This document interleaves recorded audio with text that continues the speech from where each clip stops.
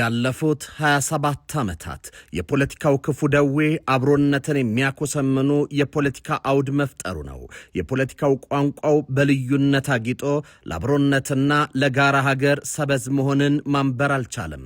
ከሀገር መከላከያ የሚተካከል የልዩ ኃይል መቋቋም፣ ህገወጥ ምርጫ ማካሄድና ከውጭ ሀገራት ጋር ግንኙነትን መፍጠር የደረሰው በጋራ ቤት ፍርስራሽ ላይ የራሴን ቤት አጸናለሁ በሚል ከንቱ ጠባብ ህልም ምክንያት ነበር። በልዩነት ሰንሰለት ተሸብቦ በእኛና እነርሱ ትርክት ፍጥጫ ውስጥ ሀገር እንድትወጠር የሆነውም ስርዓቱ ማንነቱና መገለጫው የክፍፍልና የመለየት በመሆኑ ምክንያት ነው። ጠቅላይ ሚኒስትር አብይ አህመድ በለውጥ ዋዜማ ያሰሙት የንደመር ሐሳብ በኢትዮጵያ ህዝብ የተገዛው አንድነትንና የአብሮነትን ሐሳብ ይዘው በመነሳታቸው ምክንያት ነው። ይህ አንድነት አንድ አይነትነት አይደለም። እንደ ሰበዝ መሰናሰልን ለአንድ ህልም መታጠቅን ለአብሮነት በጋራ መሰለፍን የሚጠይቅ ነው። ጠቅላይ ሚኒስትር አብይ አህመድ በደብረ ማርቆስ የንጉሥ ተክለ ሃይማኖት የአውሮፕላን ማረፊያ የምረቃ ስነ ስርዓት ላይ እንደተናገሩት መከፋፈል የጀመረ ማህበረሰብ ማቆሚያ የለውም። ነገ የአንድ እናት ልጆችን መከፋፈሉ ስለማይቀር አይበጀንም ብለዋል። እናም ኢትዮጵያ ወደ አዲስ ምዕራፍ ልትሻገር ይገባታል ማለታቸው ኢትዮጵያ ከትናንት እስከ ዛሬ እየተጓዘች ያለችበትን የታሪክ ጥልፍልፎች በማስላትም ነው። ሀገር ማለት በዘመን ወጀብና ማዕበል ውስጥ የምትቀዝፍ የታሪክን አደራና የትውልድን ተስፋ ያዘለች ታላቅ መርከብ ናት። ይህችን መርከብ ከጥፋት ቋጥኝ የምትጋርዳት ብቸኛዋ ጽኑ የህልውና መልህቅ ሰላም ናት። ጠቅላይ ሚኒስትር አብይ አህመድ በሰለጠነ የፖለቲካ አውድ ውስጥ መነጋገር፣ መወያየት፣ ልዩነቶችን በጠረጴዛ ዙሪያ ማጥበብ ለሀገር ህልውና ሲባል ጥቃቅን ቁርሾችን እንደ ጧት ጤዛ ማትነን የሰለጠነ ማህበረሰብ መገለጫ ነው ይላሉ። እናም መንግስት ለዚህ የሰላም ውይይት በሩን ወለል አድርጎ ከፍቷል። ከውይይት ማዕድ ርቆ በግጭት መገፋፋት የሀገርን ግንድ ከመሰንጠቅና ህዝብን ለለቅሶ ከመዳረግ የዘለለ አንዳች የትርፍ ቋት እንደሌለው መገንዘብ የዛሬው ትውልድ የንቃት ከፍታ ሊሆንም ይገባል። የትናንት የታሪክ ማህደርን ስንገልጠው የትናንት ፍልሚያዎቻችንና የጦርነት አውድማዎች ያተረፉልን ሞትን፣ እንባንና የሀገር ኪሳራን ብቻ ነው። ያፈሰስነው ደምና የከሰከስነው አጥንት ለትውልድ የተረፈ ቁስል ሆኖ አልፏል። ጠቅላይ ሚኒስትሩ አሁን ሊበቃ ይገባል፣ ያንን በጋራ መወሰን አለብን ሲሉ ያቀረቡትም ጥሪ በደም አዙሪት ውስጥ ሲሽከረከር የኖረውን የታሪክ መንኮራኩር ገቶ በአዲስ የሰላም ምዕራፍ የመተካትን የጋራ ቃል ኪዳን የሚጠይቅ ነው። እናም ይህንን ቃል ኪዳን አጽንተን ስንይዝ የልማት በረከትን ማጨድ እንጀምራለን ሲሉ ጠቅላይ ሚኒስትር አብይ አሳስበዋል። እርግጥ ልማት ባንድ ጀንበር አድጎ ፍሬ የሚሰጥ ክስተት አይደለም። እርጋታና ስክነትን ይሻል። የኢትዮጵያ የብልጽግና ራዕይ እውን የሚሆነው በዜጎች ንጹህ ተሳትፎ በህዝባዊ ትብብርና በተደመረ ወንድማማችነት ሲጠበቅ ብቻ መሆኑን ጠቅላይ ሚኒስትሩ አጽንኦት ሰጥተው ተናግረዋል። እናም ይላሉ ጠቅላይ ሚኒስትሩ ትናንት ላይ ቆመን ዛሬን ስንገነባ የትናንት በጎ ጠረኖችን አውድመን ሳይሆን መልካም መልካሙን እንደ ስንቅ አዝለን የጎደለውን ደግሞ በአብሮነት ፍቅር እየሞላን መሆን አለበት። ለነገው ትውልድ የጦርነትን ጠባሳ ሳይሆን የሰላም አክሊልን፣ የጥላቻን መርዝ ሳይሆን የልማት ፍሬ የምትናወጥ መርከብን ሳይሆን በመልህቋ የጸናች ውብ ሀገርን ማውረስ የዚህ ትውልድ ታሪካዊ ግዴታ ነው። ጠቅላይ ሚኒስትሩ በተጨማሪነት ይህንን ያክላሉ። የፖለቲካ ብስለት ማለት የሐሳብን ልዩነት በጠመንጃ ፈሙዝ ሳይሆን በምክንያት ሚዛን ማስቀረት መቻል ነው። ሀገራችንን በሰላምና በልማት ጎዳና እንድትራመድ ከፍተኛ የሆነ የልማት ስራዎች መሬት እንዲወርዱ ሰላም የመርከቧ መልህቅ፣ አብሮነት የሀገር ካስማ ሊሆን ይገባል። ጤና ይስጥልኝ። ይህ ኢትዮ መልህቅ ነው። ጠቅላይ ሚኒስትር አብይ አህመድ በደብረ ማርቆስ የንጉሥ ተክለ ሃይማኖት የአየር ማረፊያ ምርቃት ሊያሰሙትን መልእክት እየተመለከትን አብረናችሁን ቆያለን። አብራችሁን ቆዩ።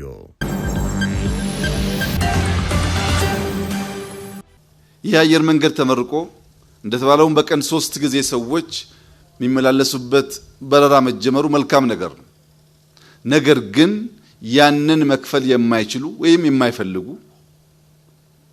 በትራንስፖርት ከዚህ ወደ ባህር ዳር ወይም ከዚህ ወደ አዲስ አበባ መሄድ ቢፈልጉ ያንን ጉዳይ ማድረግ እንዲቻላቸው ሰዎች የነሱን ፕሮግራም የነሱን መሻት እንዳያስተጓጉሉ ሰላም በእጅጉ አስፈላጊ ስለሆነ መንግስታችን ከህዝቡ ጋር በመተባበር ሊወያዩ ሊነጋገሩ ለፈለጉ ማንኛውም ሰዎች በር ክፍት ነው። እጃችን የተዘረጋ ነው። ልባችን ክፍት ነው። እንቀራረብ፣ እንወያይ፣ እንነጋገር፣ ሀገራችንን ሰላም እናድርግ። የማያግባቡን ጉዳዮች ካሉ በሰላማዊ በሰለጠነ የፖለቲካ አግባብ መነጋገር ይቻላል።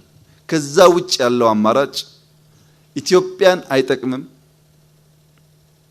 አማራን አይጠቅምም፣ ጎጃምን አይጠቅምም፣ ምስራቅ ጎጃምን አይጠቅምም። የደብረ ማርቆስ ንጉሥ ተክለ ሃይማኖት አውሮፕላን ማረፊያ በይፋ መከፈት ከቀላል የመሠረተ ልማት ግንባታ ባለፈ ጥልቅ ሀገራዊና ስትራቴጂያዊ ትርጉምን ያዘለ ክስተት ነው። ጠቅላይ ሚኒስትር አብይ አህመድ በማስጀመሪያው መድረክ ላይ ያነሷቸው ነጥቦች ይህንን ታሪካዊ ስፍራ ከኢትዮጵያ ፖለቲካዊ፣ ማኅበራዊና ስነ ምጣኔ ሀብት ጋር መስተጋብር አኳያ በሚገባ የሚፈትሹ እንዲሁም የሀገሪቱን ወቅታዊ የጸጥታ የግጭት ሁኔታን በጥልቀት የሚሞግቱ ነበሩ። በመልክዓ ምድራዊ አቀማመጧና በታሪካዊቷ ደብረ ማርቆስ በወሎና በወለጋ መካከል እንደ ጠንካራ ድልድይ ሆና ስታገለግል የኖረችው የንግድ የሰውን ትስስር በማቀላጠፍ ሀገራዊ እድገትን ስታሰናስል የቆየች የትልቅ ምህዋር ማዕከል ናት። ይህ አካባቢ ከምንም በላይ ጥልቅ የማኅበራዊ ትስስርና የደም መዋሃድ የተፈጸመበት ስትራቴጂያዊ መደላድል መሆኑን የጠቆሙት ጠቅላይ ሚኒስትሩ በተለይም ከትግራይ ከኦሮሞውና ከሌሎች ብሔሮች ጋር አብሮ ተዋህዶ የኖረ ሕዝብ የሚገኝበት መሆኑንም አስገንዝበዋል። በመሆኑም ይህ ጥልቅ የሕዝብ ለሕዝብ ውህደት የፈጠረው ማህበረሰብ ለተቀረው የሀገሪቱ ክፍል የህብረት የአንድነትና የመሰብሰብ ሕያው ተምሳሌት ሆኖ መቆየት እንዳለበትም አጽንኦት ሰጥቷል። ምንም እንኳ ከተማዋ ባለፉት ጥቂት ዓመታት ውስጥ ከፍተኛ የሆነ የአየርም ሆነ የየብስ ትራንስፖርት መቆራረጥ ውስጥ አልፋ ብትቆይም የዚህ አውሮፕላን ማረፊያ መከፈት የአየር ትራንስፖርት ችግርን በዘላቂነት የቀረፈ ትልቅ ስኬት ነው። ይሁን እንጂ የየብስ ትራንስፖርቱን በተመለከተ ያለው ተግዳሮት አሁንም ትኩረት የሚሻና በሁላችንም የጋራ ጥረት ሊፈታ የሚገባው ጉዳይ ሆኖ ቀጥሏል ሲሉ ጠቅላይ ሚኒስትሩ ተናግረዋል። እውነተኛ መመዘኛ በማድረግ ፈንታ የዛሬ መከፋፈል፣ የጎጠኝነትና የጽንፈኝነት ጠባብ እሳቤዎች በሀገሪቱ ጥላ እያጠሉ መምጣታቸውን የጠቆሙት ጠቅላይ ሚኒስትር አብይ ክፉ ክፉን ከመሳብ ይልቅ መልካም መልካሙን ወደ ማጉላት ልቦናችንን መመለስ አለብን ሲሉ አበክረው ሞግተዋል። በተለይም በአባይ ሸለቆ አካባቢ ሕዝብ ወደ ማዕከል አዲስ አበባ እንዳይሻገር እንቅፋት የሆኑ ሽፍቶች በህብረትና በጋራ ትግል ማስወገድ ሲገባ በተቃራኒው ከደብረ ማርቆስ እስከ ደጀን ያለውን መስመር ጭምር የሚያስተጓጉሉ ተጨማሪ የጸጥታ ስጋቶችን መታገል ይገባልን ብለዋል። በዚህ የፈተና ወቅት እያንዳንዱ ኢትዮጵያዊ በጥልቅ ሊገነዘበው የሚገባው ሀቅ ቢኖር የቀጠናዊና ሌሎች የኢትዮጵያ ታሪካዊ ጠላቶች ሀገሪቱ በውስጥ ግጭትና እርስ በርስ መናቆር አዙሪት እንድትታመስ ብሎም ወደፊት መሻገር የማትችል አቅሟ የማሸሸና የተዳከመች ሀገር እንድትሆን ሌት ተቀን የጥፋት ድራቸውን እያደሩ መሆናቸው ነው። የውጭ ኃይሎች የጂኦፖለቲካ ፍላጎታቸውን ለማሳካት የውስጥ ክፍተትና የጽንፈኝነት ትርክትን እንደ ትልቅ የጥቃት መሳሪያ ይጠቀሙታል። ይህንን የጠላትን ስትራቴጂያዊ ሴራ ለማክሸፍና አሁን ላይ በሀገሪቱ የሚታዩትን የጸጥታ ችግሮችን በዘላቂነት ለመፍታት ብቸኛው ድርድር የማይቀርብለት አማራጭ በጠረጴዛ ዙሪያ የሚደረግ የሰለጠነ ምክክርና ውይይት ብቻ ነው። የትም ቦታ ያሉትን እንቅፋቶች በጠመንጃ ቋንቋ ሳይሆን በእውነተኛ የልብ ውይይት ተሰናስሎ በማስወገድ የሕዝብ ሰላምና ልማትን ማረጋገጥ የህልውና ጉዳይ ነው። ኢትዮጵያ ያላትን እምቅ የተፈጥሮ ጸጋና ለምለም ምድር ወደ ብልጽግና ለመቀየር እንዲሁም ከፊቱ የተደቀኑትን የውጭና የውስጥ ተግዳሮቶችን ሰብራ ለመውጣት ለመላው ኢትዮጵያውያን ከመደመር እሳቤና ከጽኑ አብሮነት ውጪ ሌላ ምንም አይነት አማራጭ የለም። በማያግባቡ ሀገራዊ ጉዳዮች ላይ ተወያይቶና ተመካክሮ ተዋዶና ተግባብቶ እንዲሁም ተደምሮ ሀገርን መገንባት ለነገው ትውልድ የሚያወርሳት የበለጸገች ኢትዮጵያ ብቸኛ መሰረት ነው። ይህ ህዝብ በአፄ ዮሐንስ ጊዜ በነበረ ሁኔታ ምን እንደደረሰበት ያውቃል። በጣሊያን ጊዜ ምን እንደደረሰበት ያውቃል። ትግል፣ ፍልሚያ ውጊያ ለእናንተ አዲስ ጉዳይ አይደለም። አባቶቻችሁ አልፈውበታል። በየዘመናቱ ግን ኪሳራ፣ ሞት፣ ድቀት እንጂ ጥቅም አልተገኘበትም። አሁን ሊበቃን ይገባል። ያንን በጋራ መወሰን አለብን። የምናየውን ትተን የምንሰማውን ብቻ እየወሰድን የሚታየውን እየካድን የማይጨበጠውና የሰማነውን ብቻ እየተቀበልን ብንለያይ ኪሳራው የበዛ ስለሚሆን ወገኖቻችን በተከባበረ በተደመረ መንፈስ ለልማት እንድንነሳ አደራ አላችሁ ፈልጋለሁ። ሮበርት ካፕላን በሰረንደር ኦር ስታርቭ ትራቭልስ ኢን ኢትዮጵያ፣ ሱዳን፣ ሶማሊያ ኤንድ ኤርትሪያ ባለው ጥልቅ የምርምር ስራው የአፍሪካ ቀንድን እንዲያው በዘፈቀደ የተፈጥሮ አደጋ ሰለባ እንደሆነች ድሃ ሀገር አድርጎ ብቻ አያቀርብም።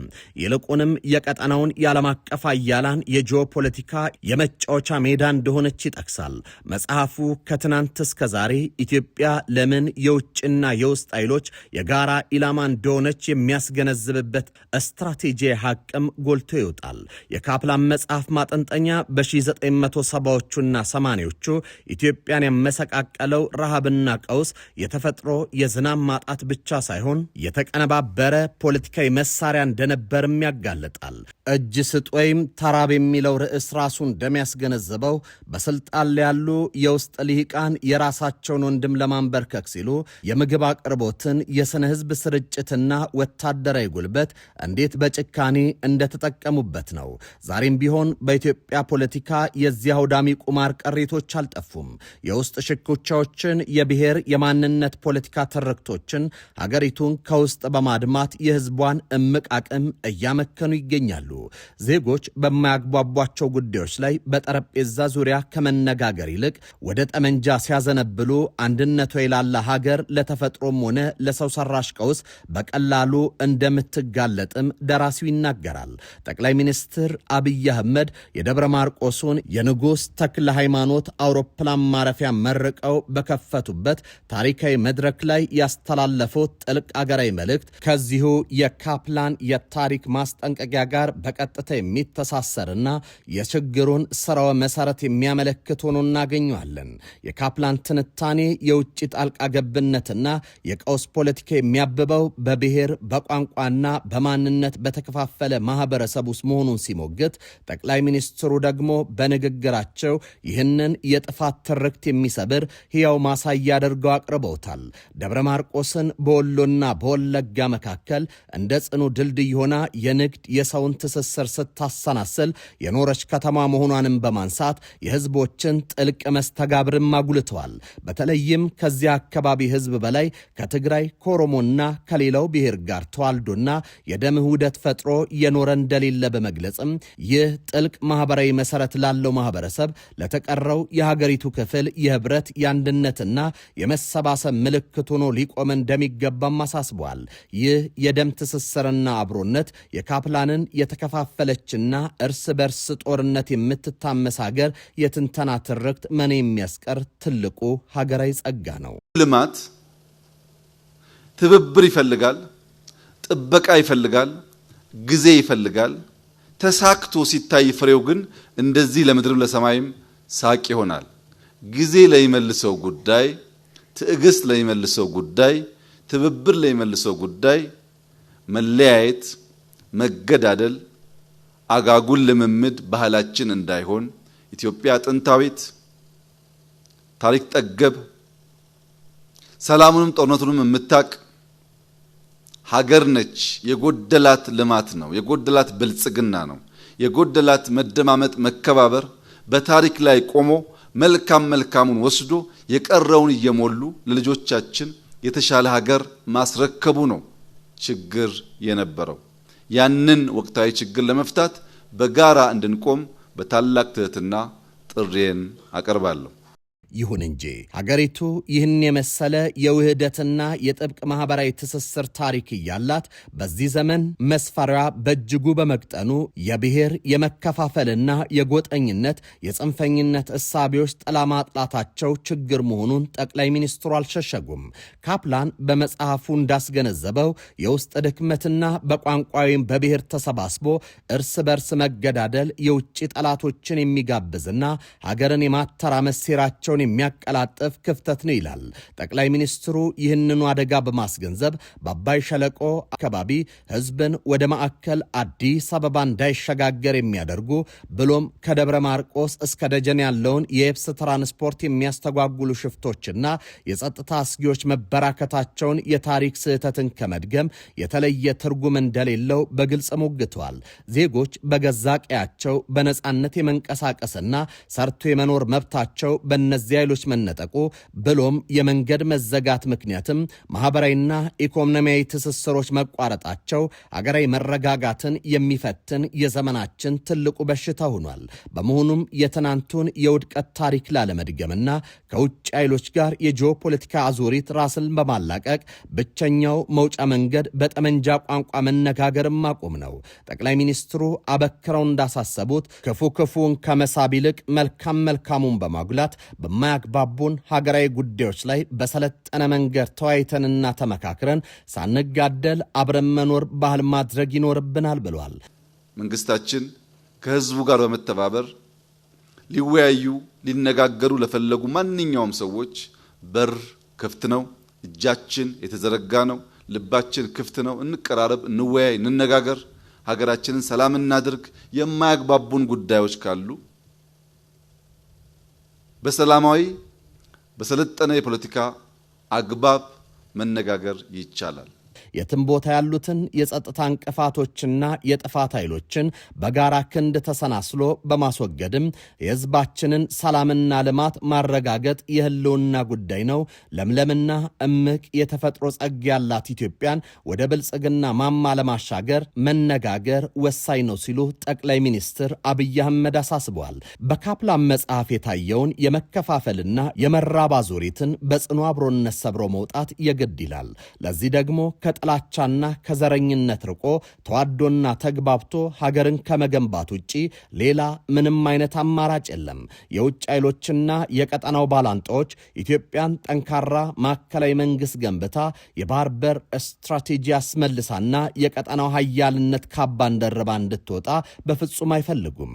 ለዚህም ሲሉ ከትናንት እስከ ዛሬ የውስጥ ተገንጣይ ጽንፈኛ ኃይሎችን በገንዘብ በስልጠና በፕሮፓጋንዳ በማስታጠቅ ኢትዮጵያን የማተራመስና እንዳትረጋጋ የማድረግ ግባቸውን ለማሳካት ጥረታቸውን ቀጥሏል። የትናንቱን ስህተትና የዛሬውን የህልውና ጥሪ ከካፕላን ትንታኔና ከኢትዮጵያ ተጨባጭ ታሪክ የምንረዳው ሀቅ ቢኖር የውስጥ ድክመትና እርስ በርስ መናቆር የውጭ ጣልቃ ገብነትን የሚያግዝ ትልቅ ክፍት በር መሆኑን ነው።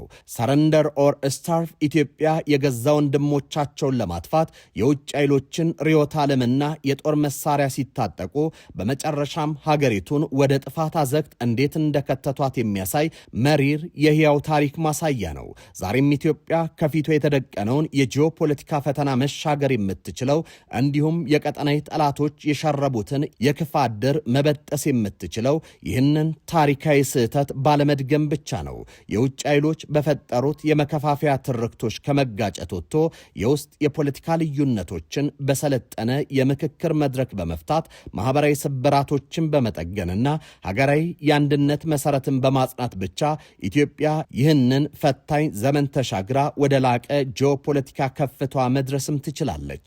የውስጥ የፖለቲካ ልዩነቶችን በሰለጠነ የምክክር መድረክ በመፍታት ማህበራዊ ስብራቶችን በመጠገንና ሀገራዊ የአንድነት መሰረትን በማጽናት ብቻ ኢትዮጵያ ይህንን ፈታኝ ዘመን ተሻግራ ወደ ላቀ ጂኦፖለቲካዊ ከፍቷ መድረስ ትችላለች። የተወደዳችሁ የኢትዮ መልሕቅ ቤተሰቦች የዛሬው ኢትዮ መልሕቅ ዝግጅታችን በዚህ ተጠናቋል። በቀጣይ በሌላ ርዕሰ ጉዳይ እስከምንገናኝ በያላችሁበት ሰናይ ጊዜ ይሁንላችሁ።